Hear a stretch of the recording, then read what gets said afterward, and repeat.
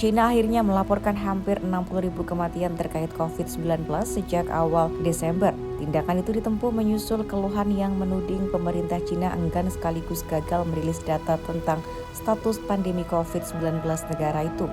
Melansir AP, jumlah korban meninggal tersebut meliputi 5.503 kematian akibat gagal napas karena COVID-19 dan 54.435 kematian akibat penyakit lain yang diperparah oleh COVID-19.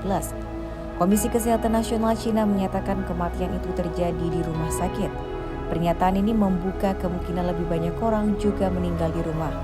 Laporan itu akan menggandakan jumlah kematian resmi COVID-19 China menjadi 10.775. Pada 9 Januari, jumlah korban resmi mencapai 5.272.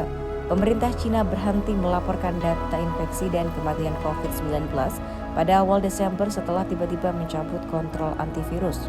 Organisasi Kesehatan Dunia WHO dan pemerintah lainnya mengimbau Beijing untuk mengungkap informasi lebih lanjut di tengah lonjakan infeksi. Secara rinci, total 59.938 kematian terkait COVID-19 antara 8 Desember hingga 12 Januari tahun ini. Hal itu disampaikan Jiao Yahui, Kepala Biro Administrasi Medis di bawah Komisi Kesehatan Nasional dalam konferensi pers. Puncak gelombang infeksi terbaru tampaknya telah berlalu.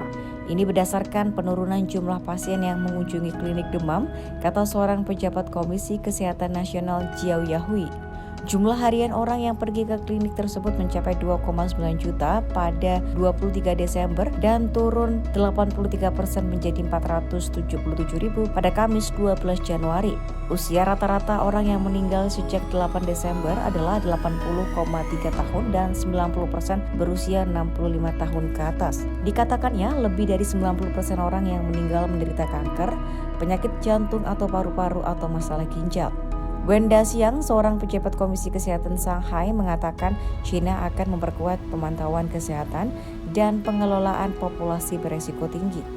Dia menambahkan China akan meningkatkan pasokan obat-obatan dan peralatan medis serta memperkuat pelatihan pekerja medis akar rumput untuk memerangi COVID-19 di daerah pedesaan.